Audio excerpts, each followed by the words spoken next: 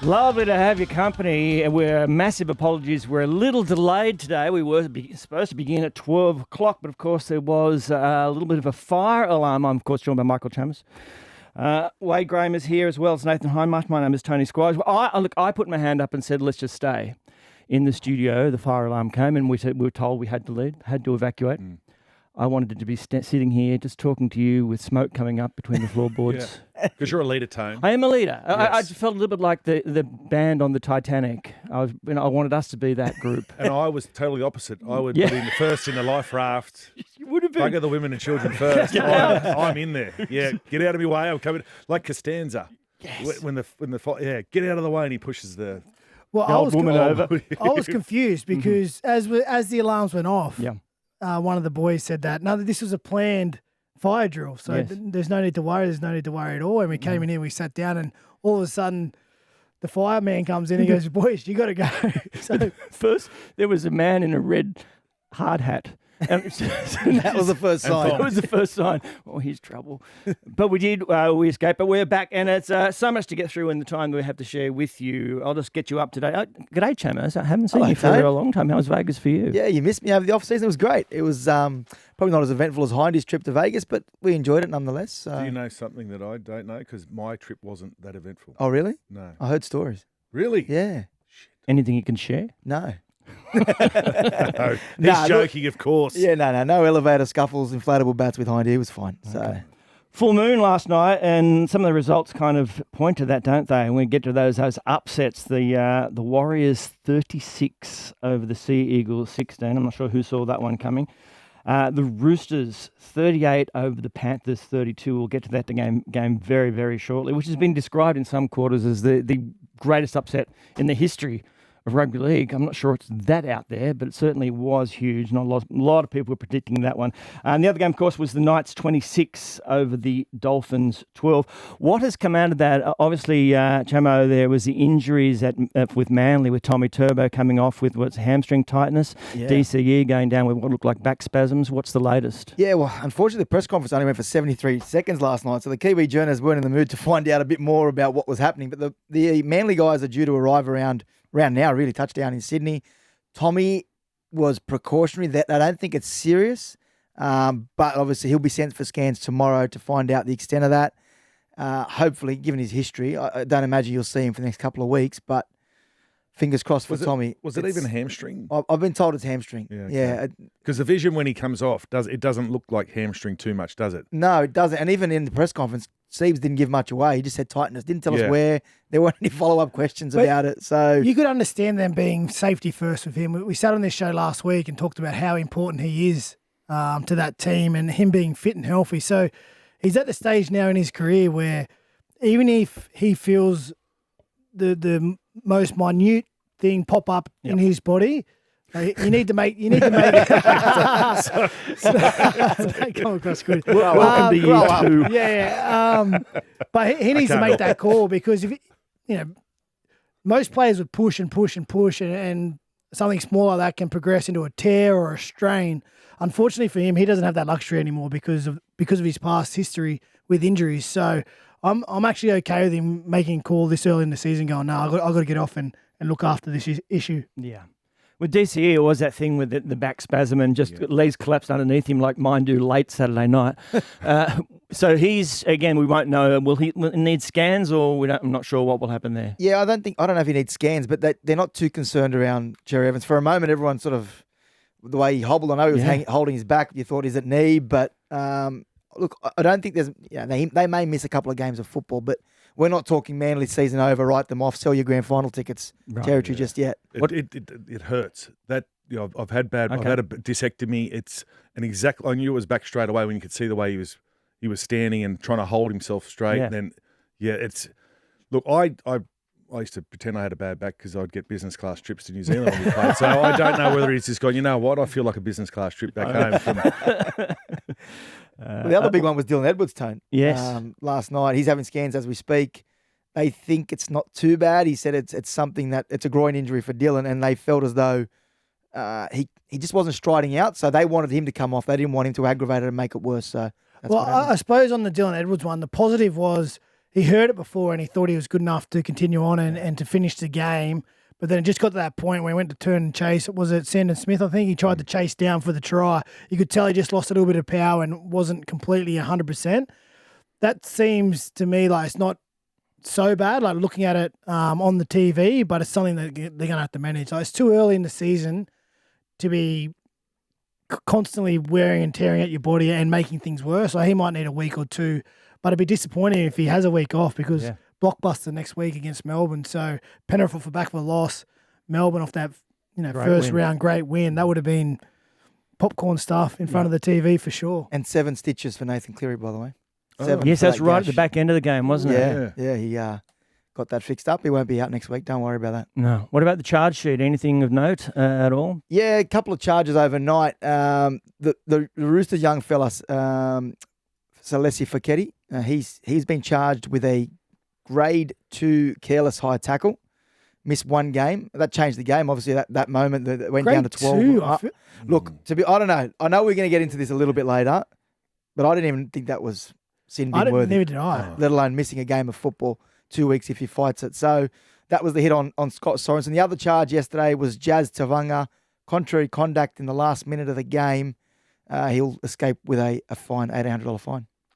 All right, there you have. That's the business side of it. Let's get into the game itself. As I said, in terms of upsets, and it's also in terms of what Trent Robinson believes is one of the great performances from a side that he's coached. After what we saw last week, getting 50 put against them and written off, basically, suddenly they've come out and they were rolled through the middle last week, weren't they, by those big Broncos forwards? That these young guys, inexperienced young guys, stood up for the Roosters. And did you see it coming, Wado? Oh, I certainly couldn't have tipped the Roosters to beat Penrith. I thought I saw enough in their performance that there'd be something there for them to build on throughout the year for Robbo to work with those guys and develop those guys throughout the season. But I don't think anyone could have seen the Roosters' victory over Penrith and how dominant they've been. It's just a lesson in rugby league, really.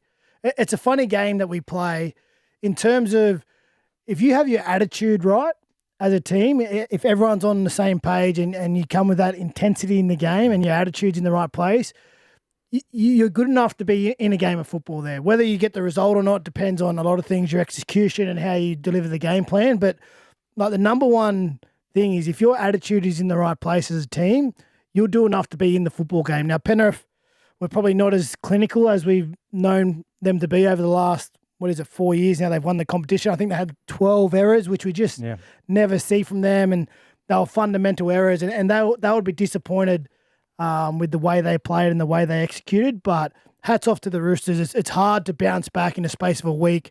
You go down by 50-odd against Brisbane. You come up against the 4-time defending premiers. To be in the fight and not just be in the fight, to face some adversity late in the game. Obviously, a player goes for 10 in the bin. Townsend goes off late, and to just show the courage and willingness to hold on and defend their line and to come up with victory, they would be feeling 10 foot tall today, all those boys out of Bondi, and so they should, well deserved. Yeah, just watching that game, it looked like the Panthers, for the first time in a long time, were complacent. That's how it looked like. That's how it looked to me, and I thought they were all over the place. I don't think they were ready for the Chooks to put up a fight, let alone go out there and win. So, and as the longer the game went on, the more tired I thought Penrith looked. Isaiah Yeo, for instance, he gets through a lot of work, Isaiah Yeo. But last night watching that with his hands on his knees quite a lot, and then no one was there to carry the ball. And Penrith are usually that sort of side they're lining up to carry the ball. Someone is always there to line up to carry the ball, and the dummy half was there and. He's looking around and sometimes no one was there. Yeah. And Cleary getting caught on the last a couple of times before the kick. So they were disjointed. They were off. Whether that's a move to CommBank and not being at their home ground, I think that's going to be an interesting thing, isn't it, for them? Because we've talked about what may go against them this year to try to get that 5 in a row. But 2 years away from their home ground, that is something. It's not going to be Fortress CommBank, you wouldn't have thought. No, and look, with all due respect, the crowd wasn't that good either yesterday, so that would have been sold out at Penrith. But they were playing the Chooks. I know, but they don't cross They the don't travel, mate. We all know they could don't have travel. sold it out themselves. Yeah, They yeah, would have. But yeah, I don't know. It just the surface, does it suit them? That surface didn't look the best last night as well. There was a few times that I think Toto looked like he was going to try and step back in and Slipped over. Yeah. It happened the Well, week I think the before couple as of well. times they lost to Parramatta, one was out at Penrith, but one was at Combank as well. I know Nath got sent off that Sent off, game, yeah, so yeah, it was But different. but- before the send-off, though, I think Para had him anyway. Yeah. And it's funny because I straight away looking at the game, I go straight to their errors, right? All the conceded errors, fundamental errors, 12 or 13. You just don't see that from Penrith. But normally when they do make errors, they have so much faith and trust in their defence that they can get away with it and they can cover their errors. Last night they led him 38 points. I can't remember the last time Penrith had that many points put on them in the game. Even with their losses over the last few seasons, they've been tight losses where they've been competing. But there's no doubt they missed their mark and they missed their standard last night. But again, take nothing away from the Roosters. To turn up and compete the way they did, particularly with the inexperience, how they rolled through the middle of the park. You got to Without Lindsay Collins too. and no Radley, no Butcher Boys. Yep. Just they should be very, very happy with that victory. And James Tedesco turning back the clock. Oh, he yeah. was Didn't he? sensational, Yeah. wasn't he? And how good was Mark Nwanganituwaze Oh, as well? yeah, He was, fantastic. you like that, eh? I just Yeah. have to say. Yeah, I did. Yeah, Hindy's looking at me like he nailed that. Yeah. I did. I've been practicing. Because I wanted to try it, but I wasn't going How to. many times are you blokes going to say Marky Mark this year? Well, that's it. Well, We just call him Marky Mark. In the same sentence as Big Tino.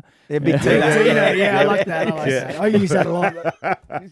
I had to do a team card when I actually had to try and do the Sunday ticket at Fox. Yeah. And it came up to Tino, and he was wearing the number 17. I didn't even try saying his name. I just went, and number 17 on the bench. Yeah, of course. Yeah. Big Tino. Disrespectful. No, but it's tricky because you don't want to try it and offend anyone. So sometimes Give it a try. Give us a go. Nwanganituwaze. That's pretty good. Nwanga-Nitawase. What about Are we Big going Tino? Waze? Yeah, Waze. Or isn't that what Wasi. it is? Okay, no, I'm happy to go with Nwanganituwaze. Okay.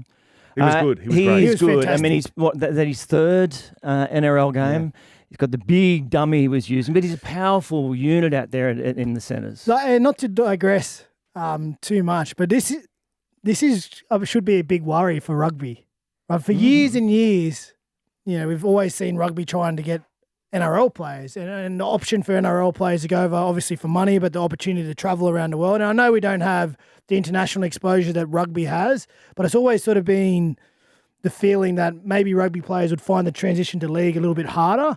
But he's sort of showing the path that if you're a talented athlete and you want to have a play in an internal competition like the NRL, which is week to week, the highest competition we probably have, the closest competition we have in Australia. Yeah. Well, there's a pathway there that Marky Mark's showing everyone. I think, not to digress, as Wado said, but I reckon let's there's a all real digress. opportunity, eh? Like when you consider we're going from 17 to 18, 19, 20 teams, I think the NRL needs to actually look at this. And there are clubs calling out for dispensation, the salary cap for going after rugby union players. I don't know where we're going to pull these players from. If we're going to have a 20-team competition, I say the NRL should make it open slather and you can have one or two players in your salary cap that aren't included if you can go and get them from rugby, because we need to make sure that we don't weaken the squads by going to 20 teams and maybe doing that. But is is the bringing answer. in rugby union the key? Like, I know he had a great game last night. Yeah. But I don't think that's going to strengthen the comp too much. Bringing over rugby big converts. Hindy. It doesn't have to be Yeah, Australian I'm not a- rugby. I'm Go and not get a- some All Blacks. Go and get Oh some. yeah, okay, that's probably. I'm thinking Wallabies too much. Yeah. I think. Yeah. Well, poor old Wallabies, just kicking them I off. don't think anyone's thinking about the Wallabies except Hindy. Absolutely. It's great to be with you on the Saturday Scrum. We're doing it this year for Thirsty Camel. Camel on down to Thirsty Camel bottle shops for unseriously good deals. Drink responsibly. And just tell us again that story of the young player for the Roosters who's on the tools this morning. Well, Trent Robinson after the game was speaking about young Taylor Lasalu. He had to wake up the next morning, be on a job site, concreting at 7 a.m. So it shows you sort of the levels that the Roosters have had to go to get a team on the paddock. And I don't know, hopefully his boss gives him a bit of a an easy start to the day. Hopefully it wasn't too hard for him. It's not the recovery session Only you're after. 3 trucks worth of concrete. That's all it is. Yeah, just, After a game like that, I'd be going to Robbo and go, mate, any chance I could do this full time? I want to give the concreting away and play some more footy. Yeah, exactly. Trigger some time off like Hindy did by doing the fire alarm in this building earlier on today. work smarter, not harder. Dave. Absolutely. Now, speaking of which, just quickly, I wanted to... The Saifidi brothers have played all of their rugby league together on the same side. For the first time in their lives, Daniel and Jacob faced each other at the weekend, which is amazing. Not only that, the first hit-up of the game, there was the intense collision. It was brilliant. It was dynamite, honestly. It was great to watch. There was a little bit of speculation and chat before the game that they'd made the agreement off the kickoff that they'd find each other, and they certainly delivered. Did they? They did, yeah. That I first thought it was kickoff. a little bit. I thought it was a little bit anticlimactic. Nah, is that that climactic? first Is not a kickoff- word, is I it? dropped the cowl at the end, I reckon. Anticlimactic, I think, would you? Yeah, that's not even a word. But No. I was hoping for a little bit more. Yeah, Well, they're not. You want a Spud v. Mark Carroll. The days are different, Hindy. From when Spud you v. people you keep telling played me your that. brother, People when keep you- telling me that time is different. It is, mate. And I'm really struggling to get my head around some of this new style of rugby league. I know it's changed for the better, but we'll probably discuss a few high shots later on. But yeah, it was a little bit anti. I think they climactical. did all that they could. What about you when you played Ian? I don't know if it was the first time. I know in the NRL, I dominated he'd moved to. And I hope he's listening out there at Cowra. Yeah, in he'd between moved to milkings. the Raiders at that point. I think in 2004, you played them. They won. He scored a try from memory. Did I play? I don't think I played him. You did play. Did I? You did play. No, yeah. Well, when the Eels didn't want him anymore, Yes. which was fair enough, and he had to go to Canberra. Well, I knew where my mother's alliance sat Yeah, where? because she would go into Canberra and watch him over watching me up in Parramatta. So I made it a bit of a not a gripe, but I made an effort to try and really get hold of him. It didn't work, but there was one time in particular we were playing. Was it the Sevens? Played Sevens. He was playing for Canberra, and I got player of the tournament. No big deal. In But sevens? in the Sevens. Yeah, you can imagine that. Can you imagine that? And we played against the Raiders, and I totally dominated him. I scored from dummy half, and I gave him a bit of a almost a rub on the head, and he pretty much said a few words that said, "You touch me like that again, I'll your head off." So I kind of learnt because he's the older brother, and he's bashed me up a few times. So I kind of pulled my head a little bit then, but look, I've got the wood on him. There's no denying that. There's no denying that I've got the upper hand on him. How 330 first grade games. Yeah. Look, I'm not counting. No, of course. 17 Origins and 23 tests for Australia. Again, not counting, but he's out at Cowra.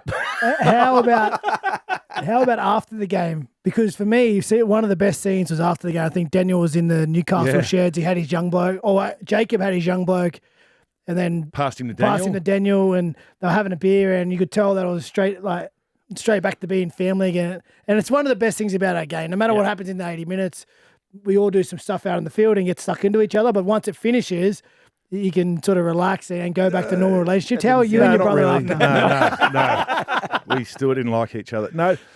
In that vision, though, with the two Saifidi brothers, were you waiting for him to give the young fella a sip of his beer? Was that what you were sitting back waiting? I was honestly going, he's going to give him a sip of the beer. See, this is an area you need to realise. Times have changed, Sean. You can't be giving toddlers sips of beer anymore, mate. And if you do, get it from Thirsty Camel. Correct. Nice, Stone. Just again running you through the results so far. The Knights 26 over the Dolphins 12. The Roosters 38. Beat the Panthers 32 and one of the great upset results. And the Warriors 36 over the Sea Eagles 16. Before we get into what is listed here on my rundown, just a chat between you two gentlemen about different attitudes to game day when you were playing. So you didn't... No, the attitude was still there. I just hated game day. Like we were talking about off air about getting fit again. Yeah. And I said I would have preferred to be a trainer. I preferred to train rather than play when we were during our career. And Wado was the opposite. He preferred to play rather than train. So I just didn't like game day, too much head noise. Yeah. So I didn't know whether I'd drunk enough water, eaten enough food, slept enough, just slept. and then you just get your head noise. But And does that happen to you in other things in your career now when you've got to do something, whether you've got everything prepared and ready to go? No, it was only footy. It was only footy. Yep. So because the performance mattered. So Yeah. if you like in here, the performance doesn't matter. But in your preparation, We can tell. Hindy, in your preparation, were you the kind of guy that if you didn't tick a certain box, it'd worry you? Like it would stress you out, or you'd get anxiety about Massively. it. And you're in your set routine, Yep. and you had to have same breakfast, same lunch. Yes, same, okay, to a point where the night before, if we were in a hotel, I'd have to try and get the chef The in the same hotel meal, yeah. to cook me spaghetti bolognese. see, So it was I was- always spaghetti bolognese, a block of chocolate, and a litre and a half of water. It's funny because there's sort of two categories of players. One like that, and one which I was sort of lean more towards, where I just wanted to get to game day. Like I'd do what I had to do during the week, certainly to give myself the best opportunity to play. But if something went wrong, it never really worried me because I wanted just to get to the game, and I knew once the ref blew the whistle, it would be okay. Because once I was on the field, I'd be able to figure it out, right? See, I would have loved to have been like that. Yeah. And I tell all the kids, just enjoy it. But Yeah. I never enjoyed actually, this is going to sound really weird, but I never enjoyed the process of game day. But once I was out there, I was fine. I hated half time because it all started start again. thinking again, yeah. Oh, panic. Yeah. But again, I never enjoyed the week to week stuff as much because I knew I had to do it because there was a means to an end. It was a means to get me ready to play. No. And I could have been a professional trainer and not play. I would have been fine with that. It's just funny. There's always a couple of ways to get things done, right? And Yeah, absolutely. No, and it's absolutely fascinating. But what about the minutes on the field themselves? Was that something you enjoyed? Once I was on the field, yes. Yeah, but only like certain games when you feel really good about yourself and how things are going. Yeah, they're great games. But when you're under the pump after 10 minutes and you try not to try not to glance at the You would have been horrible in Origin camp, like Origin games at 8 o'clock. I was the worst because during Origin such a camp, long day. when everyone shuts it down and bat caves it up and I was one of those ones in camp where my door was always open. Come and help me. Yeah, take my mind off the game. So I would walk the corridors during lunchtime because everyone would have a feed and then they'd go have a nap because that was their routine. I was wide awake because I'm going, I've never slept before. I can't sleep. Even though I was so tired, don't sleep. It's You've such never a slept long before, day it'll too. throw you out. It's a long So day. I'm like creeping around the hallways looking for someone's door to be ajar and I'll just be looking in there. But more often than not, everyone would be asleep. So, and I'd be just in my own headspace bouncing off the walls. So it didn't impact other players? What you No, were I getting? was very professional. I never Yeah. impacted other players. No, not on game day. Yeah. Every other day of the week, yep, fine. Yeah, but not game day. No, it was too much at stake. So you're basically the opposite of Jared Hayne, right? That's what you were. You trained, he played. Yeah. Pretty much. Pretty He much. didn't train. Hainsey wasn't the best trainer. No, he was not. No. A lot of toilet breaks for Hainsey.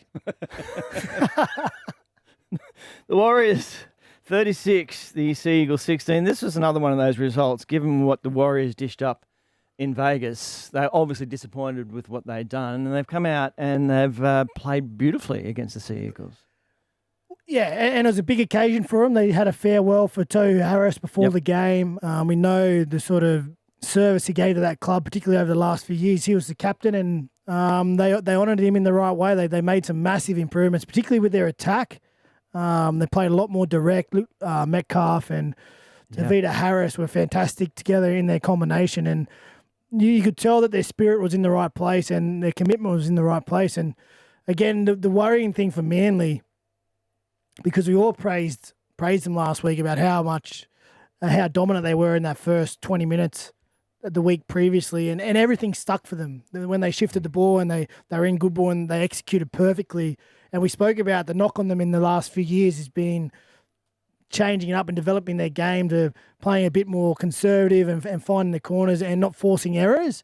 And unfortunately, last night that old habit came out and they let the Warriors back into the game. I think they scored in the first 3 minutes and then a couple of errors coming out of yardage. All of a sudden, the Warriors are straight back into it. And to compound that, they now have the injuries to Daly and Tom, and hopefully they're not significant. But the Daly one in particular, it's one of those ones where it's almost a week-to-week, how you feeling type of issue where you need to manage him through that. And to have that pop up in round 2, it's not ideal. And obviously with Tom's injury history, they're going to have to be very, very careful with him. So big tick to the Warriors, and there's a little bit of a few concerns for Manly off the back of that game. Yeah, massive tick to the Warriors. Yeah, they came out and they played a lot of the faster footy, the quickest footy I've seen them play in a long time. They looked outstanding. I thought Aaron Clark was awesome. Wade Egan out of dummy half was absolutely brilliant. But they just played an older style of Warriors footy. You know, we were used to seeing the Warriors of old with their offloads and all that, but they just played nice and fast. I think it was Ali Latawa. Big Ali. Big Ali. Big will go up Big Ali. See, this is why I don't pronounce them. Yeah. So I thought that his try in that first half, just hitting that hole, was absolutely outstanding. I thought a longer turnaround, yes, they've come from Vegas, but I think the longer turnaround, back at home. And it was always going to be tough for Manly travelling over there to face the Warriors that were beaten quite easily the week before. So I don't think it's much of a shock, to be honest with you, because we know what the Warriors can do. They can turn up and play rugby league. So I don't think it was much of a shock at all. But with Wado and Cherry Evans, I think that's a bit of a scare because that stuff can last all season and won't be possibly. It's a week-to-week basis. Those sort of old degenerative injuries, they just pop up. And you could see when he was walking off the field, he would get into a position where, okay, I'm comfortable, and then he'd take a couple of steps, and then all of a sudden, like, it would hit him, and it's not pleasant when you have anything like that in your back or your ribs, and don't miss that part of the game, that's for sure. Two young guys I want to give a rap to from the Warriors. I know they were fantastic everywhere, but the young dynamic forwards they have coming off the bench, I hope I get it right. It's Dimitri Vimoga and Leka Halasima. They look like fantastic young players. They have so much power and punch. They're sort of in the mould of a Sifa Talakai, which we have at the Sharkies there, who they're agile and mobile. They play in the back row, could probably play in the centres if you pushed it, and they're the perfect sort of players you want on your bench, particularly at this stage in their career where they can just come on and make an impact.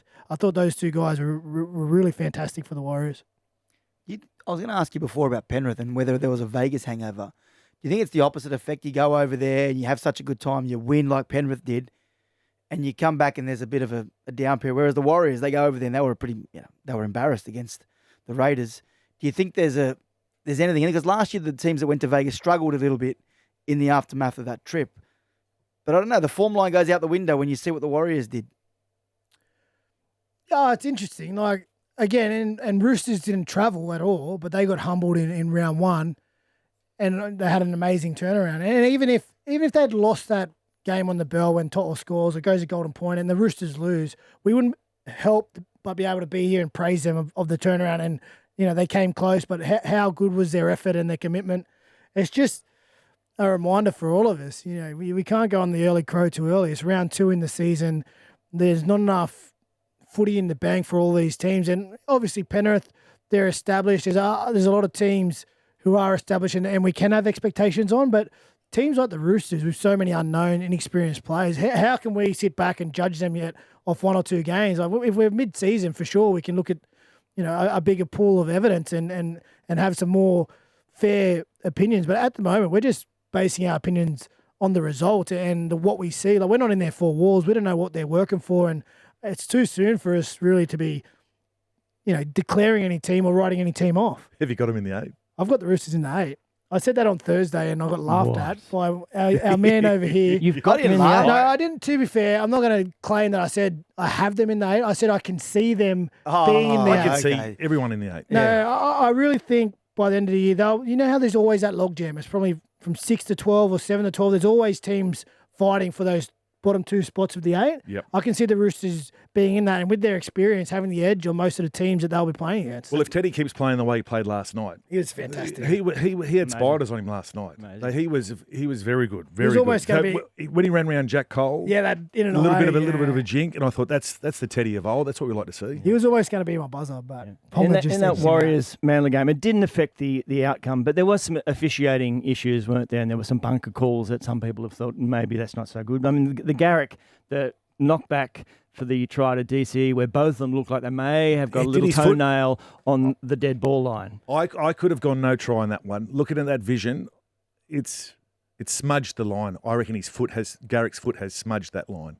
As in, it wasn't a clear stand on the line, but I reckon his foot's rolled and caught the white line. In both instances, we're talking obviously the Saab drop ball as well. They were set up as tries. Yeah. Now, if they're set up as no try, there's probably not enough evidence to overturn them for a try in either instance. So a lot is weighted on the referee's opinion. And I know we did this a few years ago to help out the bunker end and get clearer decisions and trust the refs' instincts. And I'll just say that if they're in a position where they go, okay, I definitely think it was a try and let's run with it, I'll send that up to the bunker, let's do it, or vice versa with no try. But their opinion matters so much and is weighted. Yep. Sometimes I think they should be have a bit of a let off and go, honestly, I don't know. It's that close that I don't know, so I need your help. And you make a almost impossible in slow-mo. Impossible for somebody in the field to make a call on that one with Ruben Garrett. But what they send up has so much weight. Yeah. So if there's a chance where they actually go, listen, I don't know, that was too tight the call, let's send it up. But I suppose the pitfall of that is they get gun shy to make any call, right? And they send everything up. So why don't we scrap the bunker then and go back to the old ways where it was just the referee's call, and then we spoke about it on a Monday like normal people do. You can't go back to that. Come on, Grandpa. We don't have to do it. But then there's no mistakes. Then we're not bagging the bunker or doing anything like that. It's just there's a million replays these days. You can't get away with it. I think you're onto something though. I think they should go back to something whereas the referee actually makes the call, but it's more of a cricket model. So the referee calls try or no try. And 9 times out of their 10, the players know whether they've scored or not, or the players know whether they've saved the try or not.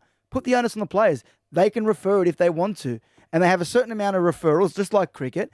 And in cricket now, when there's a wrong call, we're not even bagging the officials anymore. You're bagging the captain for wasting referrals. This is additional to captain's challenge. Yeah, I think the captain's challenge, I think you should have, 3 for a game, and that you can be used tries or on field. And that way, we're taking the pressure away from the referee. And like Brian Tort last night, if he's called no try, Brian Tort was not going to try and challenge that in the last second if they haven't. Well, they might have. Why not last second? But you're not wasting it mid-game. Mate, with all due respect, like cricket, they bowl a ball and then there's a break in play, right? There's time for them to confer. There's a decision made. In our game... But it's a try or no try. We're stopping for that. But if it's no try... Right, if he goes dead, the opposition fullback picked the ball up. He runs to the 20 to get a quick tap, and you want the captain to go and talk to his player and say, "Oh, mate, did you score that? Let me just grab the ref." No, it doesn't work. Our game is continuous. It goes. We're stopping game for cramps. No, I think they've been all right. They've told the player it's cramp, move to play the ball and get it done. Because there was one on Thursday night where a winger got cramp, and the ref made him a ref made someone else play the ball, and I don't know who it was. It might have been. The hammer got made to play the ball. Like, you don't want the hammer playing the ball if your winger's tackled. You want him in the back of shape, so it costs them a little bit. But I hear what you're saying, but I just don't think it's feasible with how fast our game is. Because if it's no try, and let's say in that Garrick instance, it's gone dead, mate, Nickel Clockster has the ball and he's up at the 20, and you need to run back as a defensive line to make the tackle. Otherwise, you've lost the whole set. So. It was the best chance Nickel Klukstad has been for ages. He was fantastic. Really good. Sorry, just quickly, one other one. The Jake Trbojevic, he gets sent to the sin bin. I mean, there was like 11 restarts in a row, so it had to happen. He had to go to the bin. What is that? Does that now negate there being more of that, penalties that are given away by Manly, which it was. They kept being offside in that red zone. Very next set. Does the fact that you have sent somebody to the bin, does that mean you do pull back a bit as a referee to go, oh, I'm sorry, you've already, that's 12 in a row, you've got to go as well? I like the referee's call. They need to start doing this more often, I think. So, shot across the bow, you're gone. So, I'd like him to stick to it a little bit more. The amount of sets Manly were offside, it took too long before someone was gone, to be honest with you. And the Warriors were on the attack. So, put them in the bin. I don't care. That stuff I don't mind at all. No, I agree with you on that. And I like that. Again, I agree that he should have been put in the bin and maybe earlier. But the fact that Manly, the very next set, got pinged again for being offside, should another one have went? That's the question. Yeah. Should another one went? Yeah. Yep. Well, they just kept until they won't stop until someone goes again. So I don't mind it. There's plenty of examples of It's gamesmanship. I think last week in the Rabbits Dolphins I think one of the teams ran down the scrum clock on purpose because there was an attacking set on they were defending a set on their line. And I think they felt as though we're better off defending this set from a penalty rather than from a scrum in the middle of the field. So I wouldn't be surprised if you start to see teams do that, deliberately run down the shot clock. And the Knights 26, the Dolphins 12. Too good 2-0 now, the Newcastle Knights. And Kalen Ponga once again showed just what a superstar he is. I love the fact that he can beat a player before he gets the ball. The ball's on its way to him, and he does some kind of shape-shifting, and then gets the ball, and he's gone. It was a phenomenal performance. he's just dangerous every time he gets the ball. Even on his kick returns, he has the ability to square up the kick chase line, fake to the middle, then come off his right and pick up Marzu in a one-on-one situation, which starts their sets. And Newcastle were fantastic. I was expecting probably a little bit more out of the Dolphins, but Newcastle beat them to the punch, particularly at the start of the game, and just went on with it. And I think it was great that they got the result in round one when they were scratchy against the Tigers, but they stepped it up a level on Thursday night and completely controlled that game. And one of the most pleasing things right at the very end, I'd imagine for Adam O'Brien, was they had a man in the bin. They were down to 12, and there was an opportunity for the Dolphins to score in the corner, but that man Ponga was over their defensive effort to save that try when the game was really won. He didn't have to do that, but it just shows, where his head's at and what they're trying to achieve up there in the Storm. And probably on the flip side, the Dolphins they're very underwhelming. I know they've had their challenges, with the cyclone up north and being based down here in Sydney and probably away from family, but I don't think I've seen a performance like that from the Dolphins in quite a while.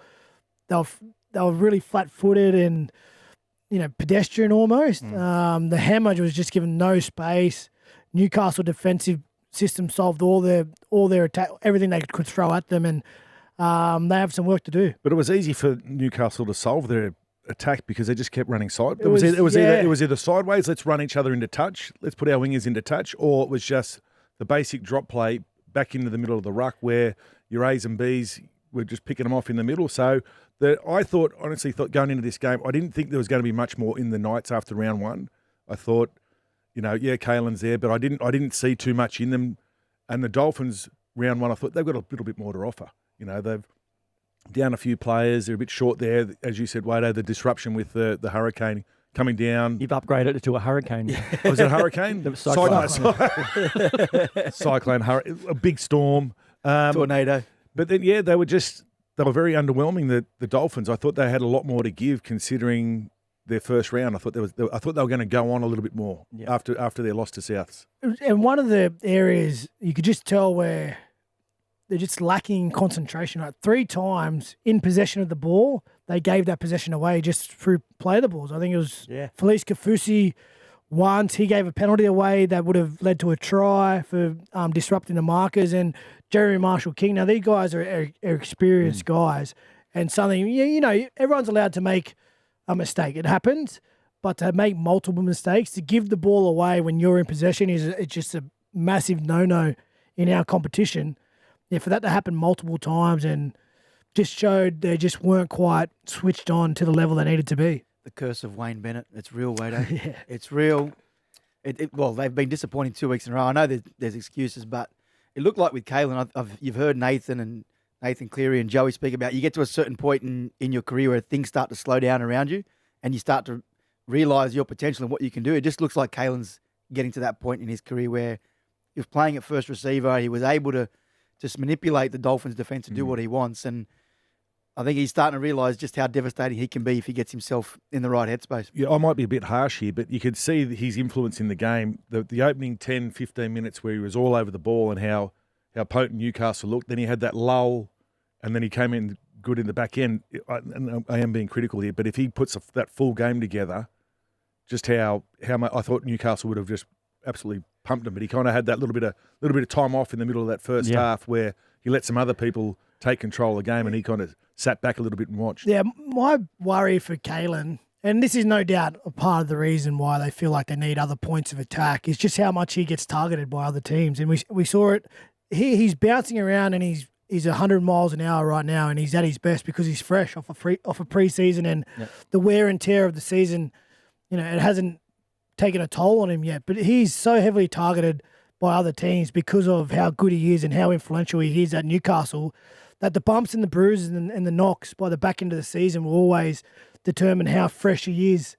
And that's the issue when one player is such a focus for a team. Like even the other night, I think Herbie Farnworth, he got put on report for hitting him late after he set up a try, and that constant attention will be with Kaylan for the whole season, well, for the rest of his career. And he's hard to catch.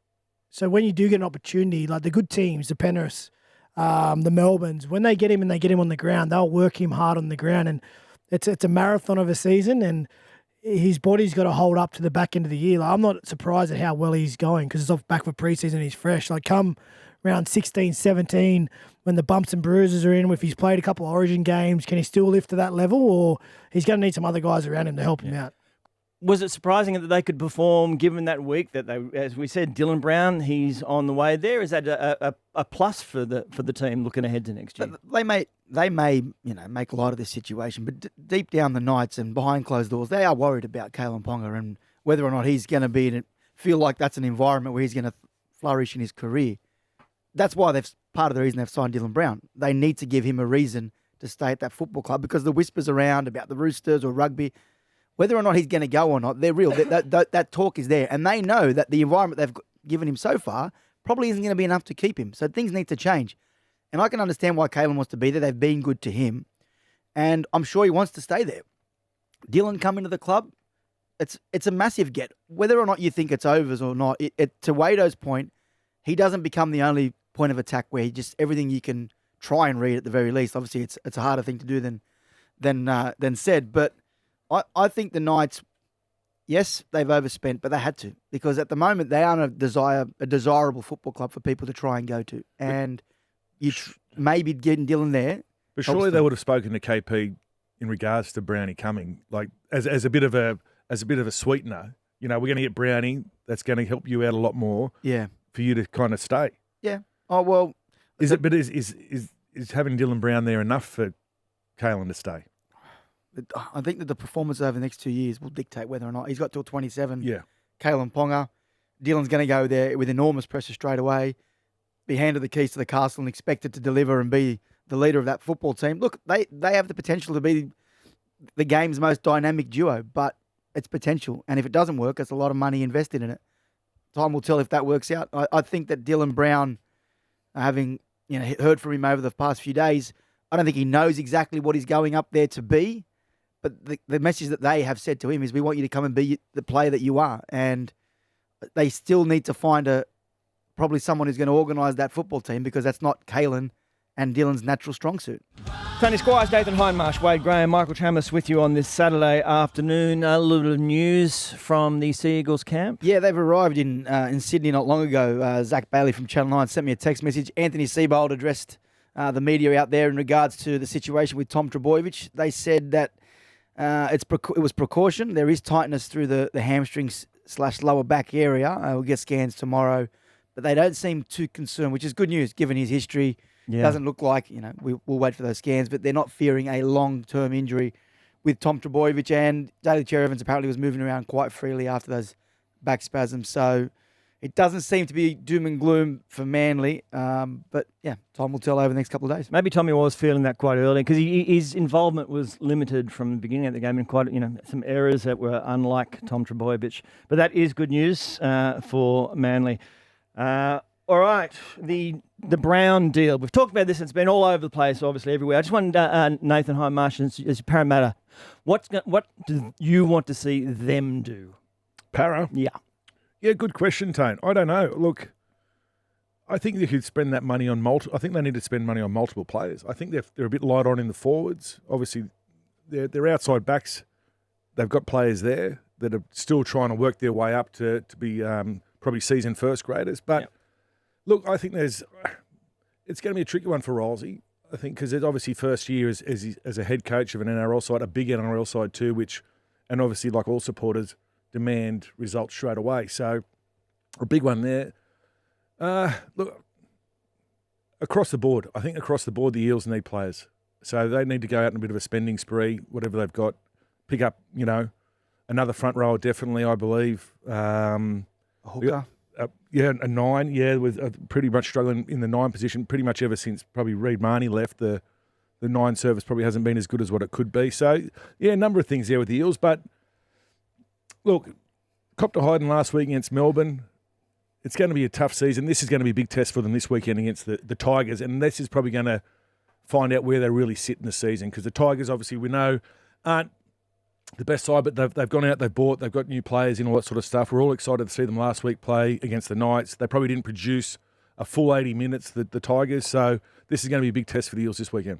Heidi, are you critical of Dylan taking the deal? Well, No, as an no, Eels legend, no, do you definitely understand? Not. No, I totally understand. Look, it's $1.3 million, $1.4 million for a year for 10 years. You know, he'd be silly not to take it. Yeah, we would all love to see him stay in the blue and gold, but this is a game as much as it is about, you know, results for your fans, yourself, and the club. It's about looking after yourself as well. It's a short time you're in the game, a very short, and sometimes it can be even shorter if you become injured or, you know, those sorts of circumstances happen. So I don't think any player would be sitting at home or listening going, oh, you know, what a wanker for going up to Newcastle for $1.3 million.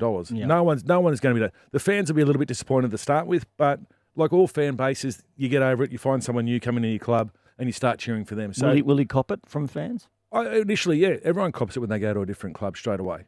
The first game back against Parramatta, when he goes to the Knights, the first game back, it's going to be a massive crowd because Brownie's been one of those players who showed glimpses of brilliance. Yep. Probably for me hasn't been as consistent enough for the position he's been playing in.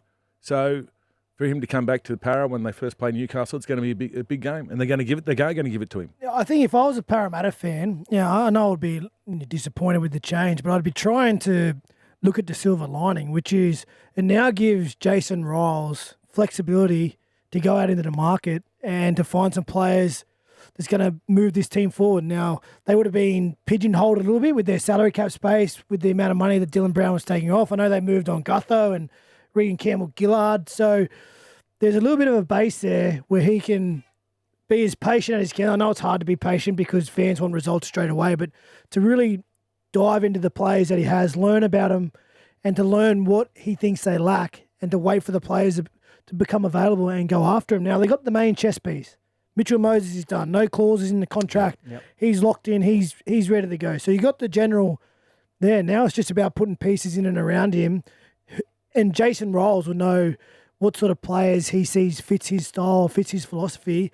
And the fact that all this cap space will be freed up from next season onwards allows them to be aggressive in the market and to be an actual player to try and find people to complement Mitchell Moses. So, yeah, as disappointing as it is to lose a player like Dylan Brown, the silver lining is it probably allows, as Hindy was saying, flexibility to target multiple positions and get some players to the club. And you don't want to fall into the trap that the Knights have done by, I believe, overspending on someone on potential that could potentially get you that result. So don't get held over a barrel by going out and buying the next big thing for way overs. So you're talking Lockie Galvin, is that what you're saying? Well, because that's the talk over the last week. He's a free agent. I like Lockie Galvin, but don't pay overs. Don't pay overs. Yes, he's had a couple of good seasons. Is he? One. One. Yeah, sorry, one. Yeah, soon probably be two. It'll be, but he's not a rep player. So he's got a lot of improving to still do. So don't buy on what could be. I know that sounds pretty silly because a lot of the young guys coming through now, it's all on potential, but I just don't want to see the club overspending on someone who doesn't deliver the results. But do you also think there's a part of the club that feels as though Mitchell Moses is good enough now to run this team? He doesn't need a high profile, a really expensive six next to him because he can do it on his own? I 100% agree. And I wouldn't say on his own, but he needs someone just to complement him, maybe to help. Remember, they've lost Gutho as well. Yeah. Who did take a lot of the flack out of the game for the other players as well, where when stuff did hit the fan, they more often than not looked at Gutho to get him out of that sort of trouble. They didn't look at Mitch Moses. I don't think there was more, let's look at Gutho to help us, get that lift out of the team, where Mitch, he's got some, I think after his origin last year has improved out of sight, but for me, he's still not as consistent as I'd like to see as their number one man, if you know what I mean. The money's big, obviously, with Dylan Brown, 1.3 or 1.4 with the ratchet clauses, which will go up to, but it's the length of the time. We're going to see those 10-year things. We've seen a couple of them. Do they work, the idea of having 10-year contract? Oh, listen, for Dylan Brown, it's works for him. Good on you, mate. Like, honestly, if it was my teammate and he had that deal on the table and he was even contemplating not signing it, I'll pack your bags for you. That's 10 years guaranteed. Like, there is no guarantees in our game. No guarantee. He just got 10 years guaranteed, just no matter what happens. So good on you, brother. But from a club's point of view, I just think it's a risk. It's like it's a risk. Who knows? 10 years of NRL at any time, it's just you just don't know how people's bodies are going to hold up. Injuries, age, what happens, combination, coaches being there, CEOs being there. Like in, honestly, 3 or 4 years' time, there'll be a new CEO, a new recruitment guy, a new coach, different philosophy. It doesn't fit that picture. So for a club to go on someone who they've only seen from afar as well. It's not as if he came through the Newcastle system and they've seen him come through as a teenager. No, they've watched from afar Dylan Brown come through another system. So they're not really in and around how he's developed. From a club perspective, I find that hard to commit so much in one player. Well, 2 players now in Kalen Ponga. But again, I'm not in Newcastle's 4 walls. There's certainly only amount of levers you can pull to try and attract people to your club. And I think they got to the stage where they'd missed out on some people and they went, well, the only way we're going to get it done is if we put something in front of someone that is irrefusable. And that's what they've done. And they put all their eggs in one basket, or they've thrown their chips all in. And again, it's a big risk. I just don't know what cards they're holding. I think you're right, Tone. I think it'll happen again, though. I don't think Lockie this is Galvin, going to... he's your boy. No, I do. Well, you sit back, you think his manager's not sitting back and thinking, if Dylan Brown can get this, what can I get for Lockie Galvin? Does it become a bit of an ego thing?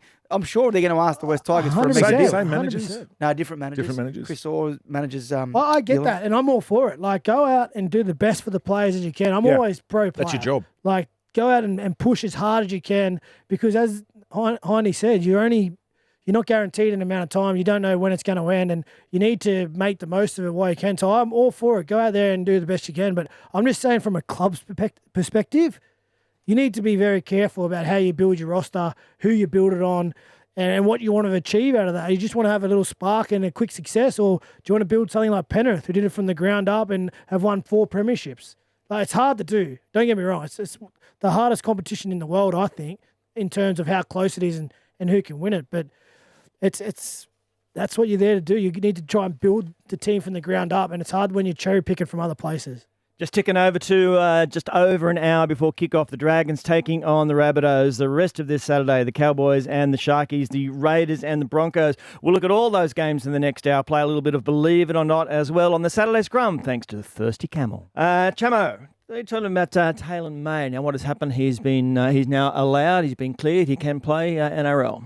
Yeah, well, unofficially, Peter V'landys has come out and said the NRL won't stand in his way in returning those domestic violence charges, those allegations withdrawn in court last week. So from what I've been told, he's had half a dozen clubs reach out to him just to see where he's at and whether or not he'd be interested in talking to them. Now, the obvious one we all assume is the West Tigers, given that his brother's there, given Justin Olam's on the verge of retirement with that knee issue, Brent Naden's injured. But from what I understand, the Tigers, despite Benji Marshall having conversations with him over the off-season, don't think they're going to go down that path. Now, that may change, but at the moment, I think the talk out of the West Tigers is they're probably going to go in a different direction. It doesn't suit what they're after. So,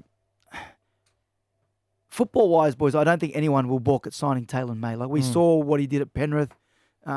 You'd imagine the trajectory that he was on. He probably could be a future Origin player the way he was playing. He's on about 550, 600,000. The thing that the clubs are trying to work out is how much, if they do sign him, how much will be in the salary cap, because at the Panthers, he was on a deal around 550, 600,000. What's the market value for Taylan May after being out of the game for a year? Is it still 556? Can someone sign him at 220,000? Then the NRL say he's not, he goes in your salary cap at 450. So there's a bit to go in. And whether you like it or not, there's some people also wondering if this is going to be a bad look for their club. The culture fit. The culture fit, yeah. So at the moment, the Tigers, they're not rushing in to sign him. And well, I think they need to obviously do their diligence, because he's got past this latest matter, but I'm sure, and the money has to be right as well, but I'm sure when he left Penrith came with like a document of breaches he's had in the past. So there's definitely some baggage there. And when you're trying to build and develop a young squad and make progress in the NRL, you got to be conscious of, what people bring to the table. And if what they bring fits your mold, and you don't want to rock the boat too much. So I think the Tigers are being smarter with their diligence. Because they're going to have some room to move. They've already got salary cap, plenty of money in their salary cap, the West Tigers, And then you consider at the moment with Clemmer leaving, Clemmer signing a 1-year deal to go to the Dragons for the rest of this year. They had 29 spots full. Now they're down to 28. And Justin Olam will retire at some point in this season. It'll be 27. They'll have 3 players. Potentially they could add a lot of money in the cap. So you talk about teams that have some money to spend. I know they'd like to use it to re-sign Lockie Galvin. They're attempting to try and get him to sign a deal and extend. At the moment, that's not the case. He wants to wait. His manager's indicated to rival clubs that we're going to probably hit November 1 and get your checkbooks ready. So I think from a Tigers point of view, I know that there's a few uncertainties, but it's a good position to be in. They've got their foundation in Buller. They got Coruscant. They got Luai. And now they can start building the pieces around them because they're short in the outside backs. There's probably a little bit of room there that they can bolster and get some spark. But their forward pack, some of those young kids are developing. Samuel Afainu is a really good player. Fanua Pole. So they are starting to build the nucleus of a really good football team. And add to that little bit of money to spend, things are on the up for the West Tigers.